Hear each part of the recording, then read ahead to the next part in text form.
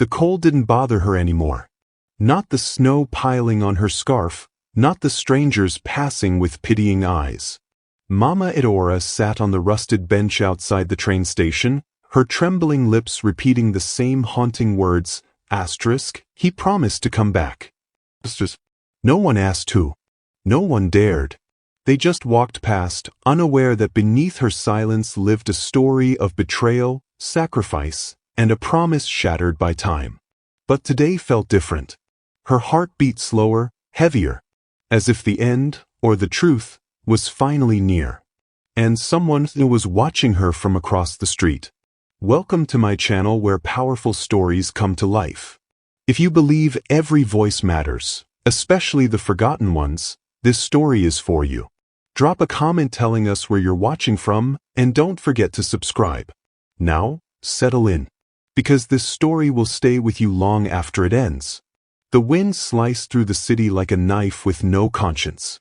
It twisted around buildings, howled between parked cars, and clung to the cracked benches outside the gray stone train station.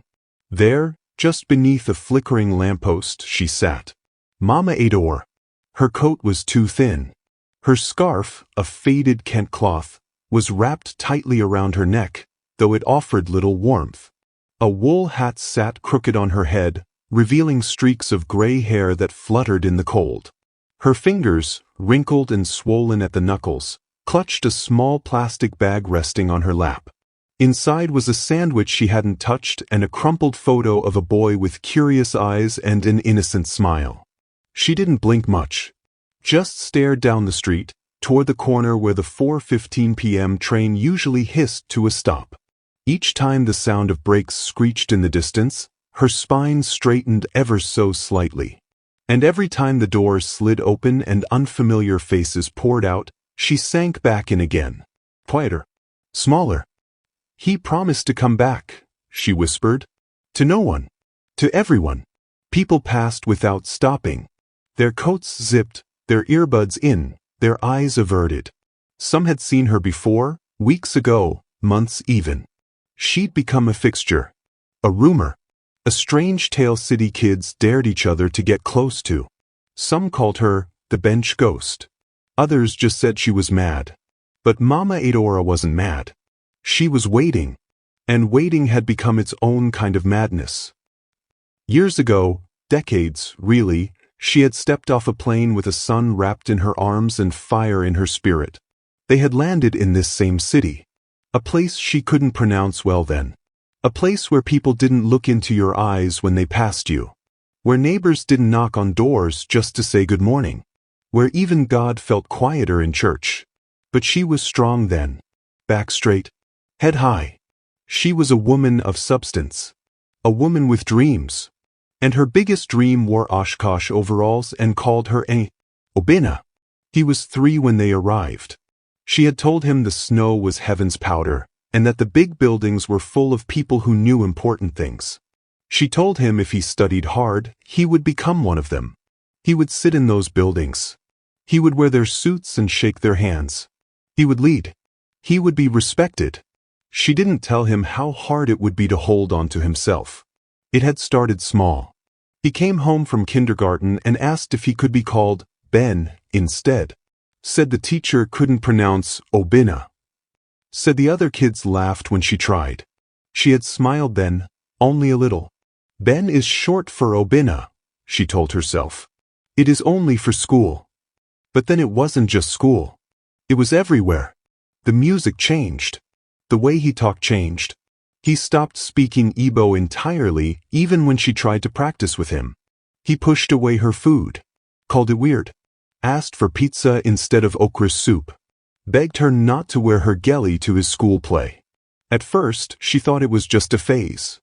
The clumsy discomfort of adolescence. But the years turned that discomfort into distance. Then resentment. He grew fast. Too fast. And the more she tried to pull him back, the more he sprinted ahead. He wanted to belong to this world. This cold world. And to do that, he believed he had to leave her behind. She blinked slowly on the bench as the 4:15 arrived, just a few minutes late. The train groaned, and steam hissed around its wheels. The doors slid open. Businessmen, nurses, students with backpacks. No one looked at her. Her eyes scanned every single face. Nothing. Not today. She didn't sigh. She didn't cry. She just whispered it again, gently, like a prayer. He promised to come back. Behind her, the city pulsed in its usual rhythm. Distant sirens. Cars honking. A man yelling at someone over a cracked phone screen. The world moved, but she stayed still. In her mind, she was back in their old apartment, the one with the broken heater and the peeling wallpaper. She was wrapping a scarf around Obina's neck before school, reminding him to pray before tests, to keep his head up when someone made fun of his accent. "You are not here to disappear," she would tell him.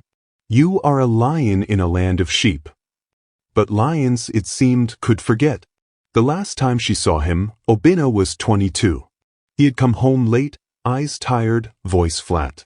He had just landed a job at some office downtown. Said it was good money. Said he might get his own place soon. She had cooked egusi, his favorite, though he didn't touch it. Or tried to. He accused her of being stuck. Of clinging to things that didn't matter here. He said he couldn't live two lives anymore. 1 foot in tradition, 1 foot in survival. "You should be proud," he said. "I'm making something of myself." She had stared at him for a long time. Then walked away and brought back a photo album. Pages filled with his baby pictures. Him learning to walk. Him at his first church recital. Him dancing in his little Agbada at age 5. "I am already proud," she said, placing the album on the table. "But don't let pride make you forget who you are." He didn't touch the album. The next morning he was gone. A note on the table. Asterisk, "I'll come back when I figure myself out." That was 17 years ago. "Mama Idaora?" The voice jolted her. She turned slowly. A young woman in a red beanie and oversized coat stood beside her, holding a thermos. She had kind eyes. Nigerian. Maybe Ghanaian. Her name was Chinonai, but Mama Idaora always forgot that part. "I brought you some hot tea," she said, kneeling to pour it into a cup. Mama Idaora took it slowly, nodding. Her fingers trembled slightly as she held the cup. "You've been out here a long time," Chinonai continued gently. "You should come to the center today. It's warm. I made jollof." Mama Idaora didn't answer right away. Just stared into the steam of the tea. Then, softly, "He might come today. I feel it." Chinonai paused. She didn't try to argue. Just sat beside her. "Who are you waiting for?" she asked after a long silence. Mama Idaora looked at her for a moment. Really looked. "My son," she said. "Where is he?" A long pause. "I don't know," she whispered. "But he promised to come back." Chinonai looked away, blinking hard. She had heard this many times. But somehow, the way Mama Idaora said it today, it was different. More fragile. Like something inside her was beginning to unravel. "Will you wait here tomorrow too?" she asked softly. "I will wait until my bones turn to dust," Idaora replied, her voice barely above the wind. "Because a mother's waiting is not measured in days." The wind howled again. The last of the train passengers disappeared into the city's belly. Snow began to fall heavier now. Soft flakes landed on Mama Idaora's shoulders, melted into her scarf. Still, she did not flinch. From across the street, behind a parked car, a man stood still. Mid-40s. Dark skin. Long coat. A thick scarf wrapped around his neck. His eyes were locked on the bench. He didn't move. Didn't blink. In his hand was an old photo, creased and weathered. A woman in a bright yellow wrapper holding a boy beside a plane. The edges of the photo were torn, but the faces were unmistakable. He took a step forward, then stopped, and just watched her. The train roared off behind her, and Mama Idaora whispered it again. He promised to come back. The jollof rice always tasted different here. Mama Idaora could never explain it. She used the same ingredients, Maggi cubes, ripe tomatoes, fresh thyme, Scotch bonnet. But something was missing. It was in the water, perhaps, or the air. Or maybe it was the silence in the kitchen. Back home, food was made to laughter, to conversations slipping from room to room, to the thunder of children's feet on hard floors. But here, the walls barely echoed. The pots simmered without rhythm. The rice cooked but never tasted like home. It was 1996, the year Obinna turned 14. He towered over her now, his voice deeper, his walk less clumsy. But he barely looked at her anymore. When he did, it was usually with that thin veil of irritation. The one she didn't recognize on the face she had once kissed every morning without fail. He sat across from her at the small plastic table, poking his rice with his fork. "You don't have to eat it," she said finally. "I'm not hungry," he mumbled, pushing the plate away. She flinched just a little. "You used to beg for my jollof. You'd cry if I didn't give you extra meat." "I was 6, he said, not looking up. "Things change." Her lips tightened. "Not everything should." Obinna wore his jeans too low now. His hair had a swoop that made her want to reach for scissors. He no longer used please or thank you the way she taught him. And he didn't pray before meals. She reminded him gently once, just once, and he laughed. "God sees me either way, right?" She said nothing that day, just bowed her head and prayed louder. His school called one Tuesday. He'd gotten into a fight. A boy had called him a jungle boy. Said his house probably had no toilets. Obinna broke the boy's nose. At the principal's office, she sat beside him in silence. He wouldn't look at her. Wouldn't speak. The principal, a pale woman with tight lips, asked if Obinna had anger issues. Asked if things were difficult at home. Mama Edaora said no. Her voice was polite firm. Later, in the parking lot, she turned to him and asked softly, "Why did you let him provoke you?" Obinna exploded. "Because I'm tired, Mama. I'm tired of being laughed at. Of being the weird African kid with the weird food and weird name. You don't get it, you're not in school with me. You don't sit in those rooms." She stared at him. Hurt tightened her face. "Your name is not weird. Obinna means—" "I know what it means," he snapped. "But no one here cares. You keep trying to make me fit into your old world, but I'm not there anymore. I'm here." "And so you must throw away who you are?" she asked. "Forget your ancestors just so they can call you normal?" He turned his back to her. And something between them cracked that night. There were good days too. Small ones. Like when he surprised her with a passing grade in chemistry. When they danced together in the living room to old Onyeka on Wenyu records. When he bought her a Mother's Day card that read, asterisk, "To the strongest woman I know." But those moments were rare. Like rain in dry season. Most days she worked 2 cleaning jobs. One in the morning, scrubbing offices that smelled like lemon bleach and cold coffee. Another in the evening, cleaning a retirement home where the old women clutched their pearls when she greeted them in her accent. She brought money home. Paid rent. Waited for her son to return to her, not in body, but in spirit. At church, Pastor Onkwo asked how she was managing. "God is faithful," she said. At the store, Mrs. Osei asked why Obinna never came anymore. "He's busy with school," she replied. When people asked why she looked tired, why her eyes seemed duller, she smiled and said, "I just need to sleep more." But it wasn't sleep she needed. It was her son. Then came the day he brought her shame to the doorstep. He came home wearing a chain around his neck and new sneakers. Smelling of something sharp and unfamiliar. "I got a job," he said. "Where?" "Doesn't matter."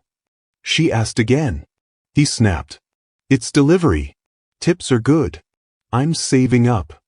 "For what?" "To move out." Silence fell like glass breaking. "To move where?" "A friend's place. Just somewhere that's not here." She stared at him, her heart pounding, but her face still. "Why?" He shrugged. "I can't be myself here." You mean you don't want to be my son here?" He didn't answer. She said nothing more. Just turned and walked to her room, closed the door gently, sat on the floor and wept into her wrapper until her head throbbed. That night she didn't cook, didn't pray aloud, just sat beside the small window and stared out into the dark, whispering words she hadn't used in years. "I am not alone. I am not alone. I am not alone." But it didn't feel true. The next morning, Obinna was gone. He left no note this time, just a cleared-out drawer and an empty closet. His photos were missing from the frame in the hallway. His scent was gone from the pillows. She found her jollof rice plate in the sink, untouched, and on the kitchen counter, something that made her knees give way. Her Bible, the one she had given him when he turned 16. Its pages were marked. Used. He had taken everything else, but he left the word. Years passed. The apartment grew quieter. The walls became her only witness. The neighbors changed. Her jobs disappeared. One by one, age caught up with her body. But she never moved. Because what if he came back? What if he knocked and she wasn't there? She waited. Every birthday, every Christmas, every New Year. She cooked his favorite food on his birthday, lit a candle, left a chair empty, and still he did not come. Then one morning, just after her 68th birthday, something shifted. She woke with an ache in her chest, not pain but weight, like something had settled deep inside her and refused to leave. She dressed slowly, picked out the scarf he once bought her. The Kent was faded now, but she tied it proudly. She packed a sandwich, picked up the photo from the living room table, and left. To the bench, to the train station. And every day after that she went back. Because one day she believed the train would open and he would be there. He would see her and remember. He would call her and he would cry. He would say sorry. And she would forgive him. She always knew she would. Years passed. People came and went. The city changed. But she stayed. On that same bench. Clutching the same photo. Whispering the same words. He promised to come back. What she didn't know, what no one told her, was that Obinna had come once. Years ago. He had stood at the apartment door, hand trembling, body unsure. But he couldn't knock. Couldn't face her. Not yet. So he left again. Not out of hate, but out of shame. He believed he had changed too much to be her son again. He didn't know she would have welcomed him, no matter what. All he had to do was come home. The letter came on a Monday morning, hidden among bills and supermarket flyers. The envelope was plain, no return address, just her name scrawled in faded ink. Idaorenkem. She held it for a long time before opening it, her fingers tracing each letter like they were sacred. Inside were just 2 sentences. Asterisk. I'm sorry. I need to figure myself out first. I'll come back when I'm ready. No signature. But she didn't need one. A mother knows her child's handwriting even if her eyes fail her. She didn't cry. Not at first. She simply folded the letter carefully, kissed it, and tucked it inside her Bible, between the pages of Psalm 27. Then she sat on the floor in her wrapper and sang. A low hum. An old song. The kind only the elders remembered. It was the sound of longing disguised as worship. But days passed. Then weeks. And then months. Obinna did not return. The world did not stop for her heartbreak. Rent still needed paying. Groceries still needed buying. The faucet still dripped. The floorboards still creaked. And the church still expected her presence every Sunday. But inside, something was shifting. It started subtly. She began talking to herself. At first, it was innocent, prayers whispered out loud, a "Thank you, Lord," when she found ripe plantains on sale. But soon she was speaking in conversations, waiting for responses that never came. Obinna, you remember this place? You used to chase pigeons down this street. No one answered. She started setting the table for 2. Made more rice than she could eat.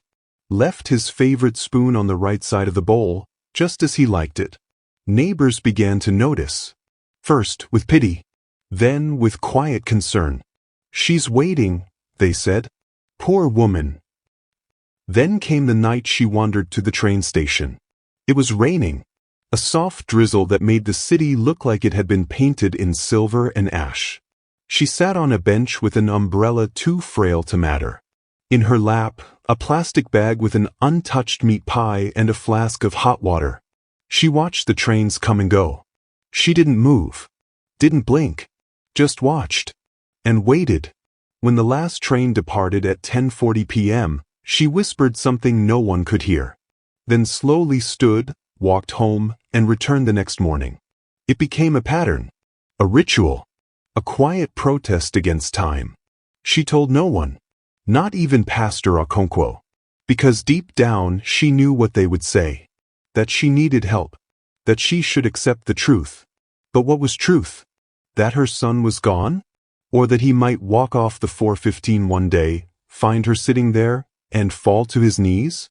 She chose the truth her heart could live with. And so she waited. The social workers came after the third month.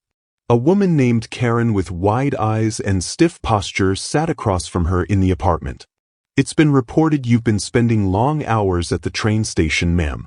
Sometimes in cold weather. Alone." Mama Adaora nodded. "I'm not a danger to anyone," she said calmly.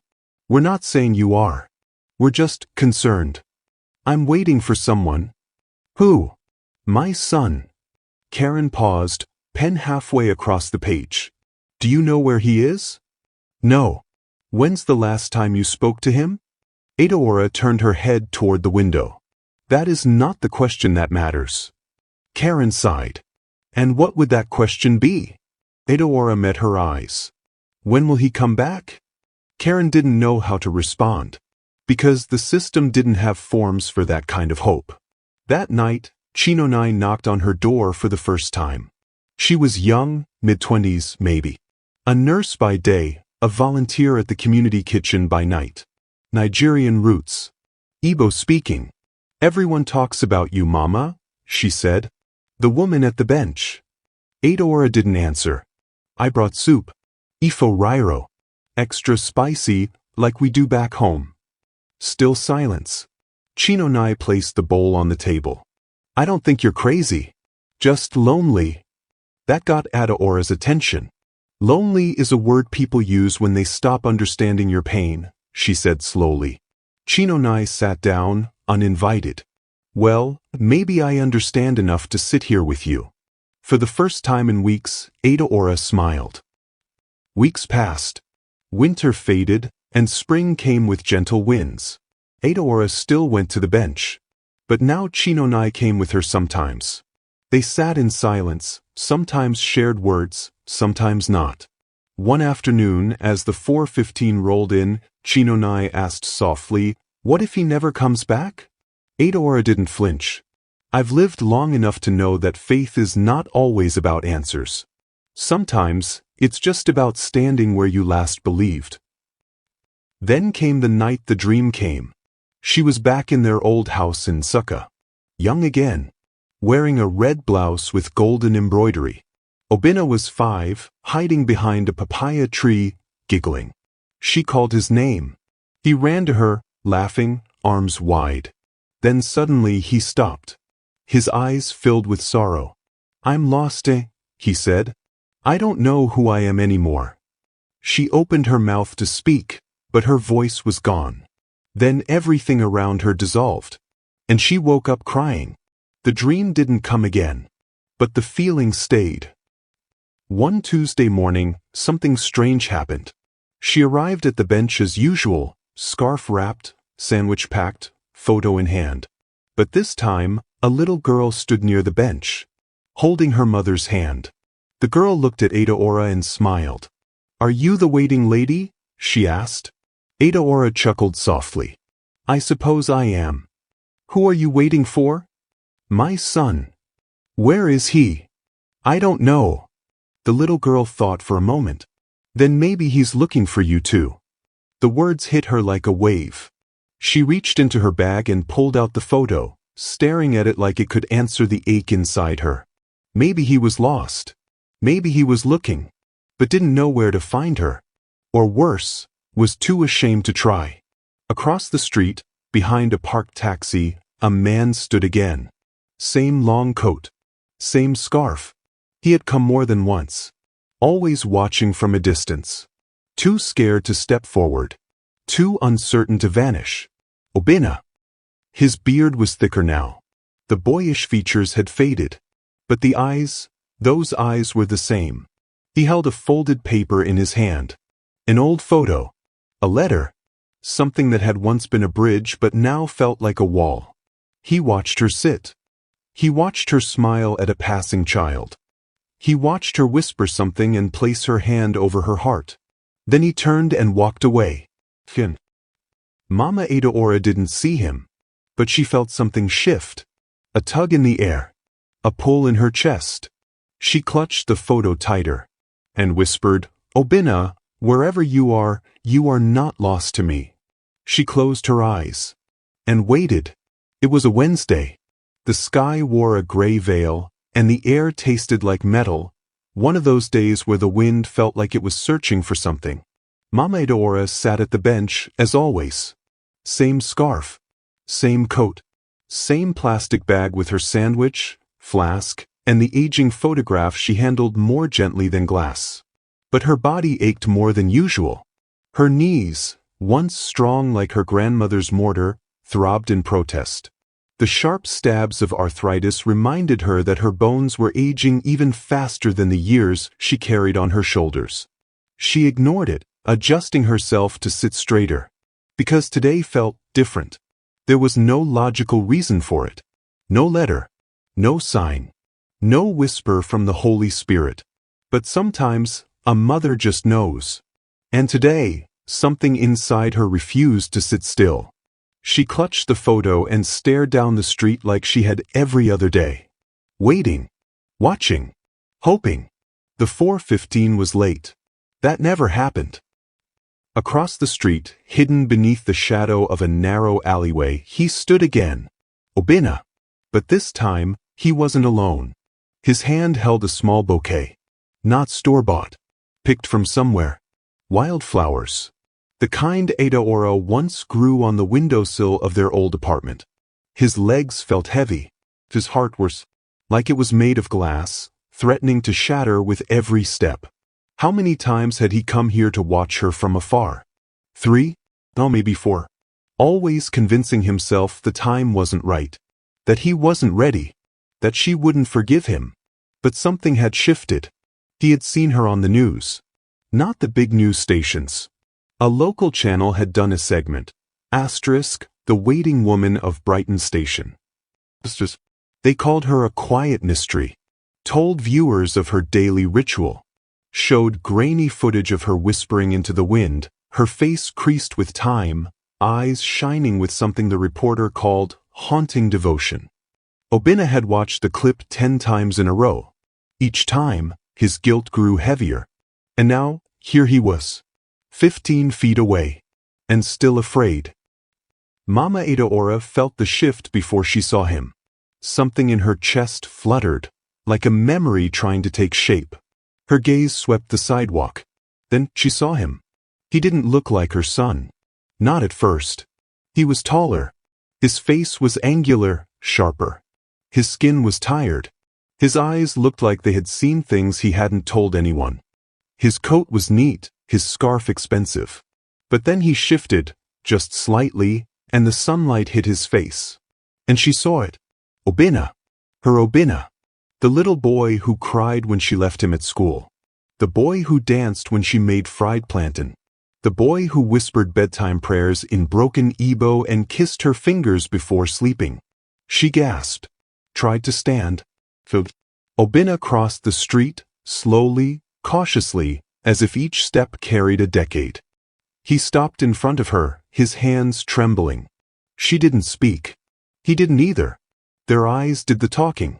20 years of pain, shame, love, and longing passed in that silent moment. Then she whispered, "I knew." Obinna blinked. You knew that you were alive, that you were still my son. I was ashamed, he confessed, voice shaking. I buried everything. Your language, our name. I thought I had to become someone else to survive here. You did what you thought you must, she said softly. I hurt you. Yes. I abandoned you. Yes. I don't deserve your forgiveness. Mama Eudora looked at him for a long, heavy moment. Then, gently, she reached into her bag and handed him the photograph. He looked at it, tears gathering in his eyes. You carried this all these years? Every day. Why? Because you promised. Obinna's lips quivered. Then he dropped to his knees in front of her. Right there on the cold pavement. Cars passed. Strangers stared. But neither of them noticed. He buried his face in her lap like he used to when he was 5. She placed her hand on his head, fingers trembling, tears falling silently. She didn't say, I forgive you. She didn't need to. Some things were deeper than words. They sat together on the bench for hours. Talking. Not about everything. Not yet. But about the small things. She asked where he'd been. He told her about the city job, the lonely apartment, the promotions that meant nothing. The years he spent avoiding mirrors. The women he dated who never understood why he refused to speak about his past. He asked if she had been safe. She told him about the community center. About Chinonai, who brought her soup and laughter. About the neighbors who helped with groceries. About the bench and why she never left. Everyone thought I was crazy, she said with a small smile. You weren't, he replied, wiping his face. You were just the only one who didn't give up. Later that evening, Obinna stood and reached out his hand. Come home with me, he said. But she shook her head. This is home now. He frowned. You can't live like this. I'm not living here, she said softly. I'm finishing something. He didn't understand. Not fully. But he nodded. She leaned closer and whispered, Tomorrow, come again. He promised. And this time she believed him. That night, Obinna walked her back to the apartment. The building was older than he remembered. The wallpaper peeled. The stairs creaked. The hallway smelled of fried oil and bleach. But inside her unit, it was warm, cozy, holy. Photographs covered the wall. Him as a baby. Him in school uniforms. Him at his baptism. His trophies were still on the shelf. His Bible sat on the table. He stared at it. You kept everything, he whispered. I only threw out the pain, she replied. Obinna sat on the couch, eyes scanning the room. I forgot how it felt to be here. She handed him a bowl of jollof rice. He took one bite and froze. It was perfect. The same taste. The same warmth. For the first time in 20 years, he finished the entire bowl. When he looked up, she was smiling. And the boy in him smiled too. Before he left that night, he paused at the door. Do you still pray for me? He asked. She didn't answer. She just pointed to the mat in the corner of the room. It was worn thin. Tears had lived there. So had hope. I never stopped, she said. As he walked back into the night, a breeze wrapped around him. But for the first time in years, the city didn't feel cold. It felt like home. Back at the station, the bench sat empty. But the wind carried her voice, like a whisper on the rails. He promised to come back. And this time he did. Snow blanketed the sidewalks like a memory refusing to fade. The train station looked just as it had for the past 40 years, gray bricks, rusted rails, and an old bench tucked under the broken light that always flickered. The bench where Mama Eudora had waited every year on this same bitter cold day.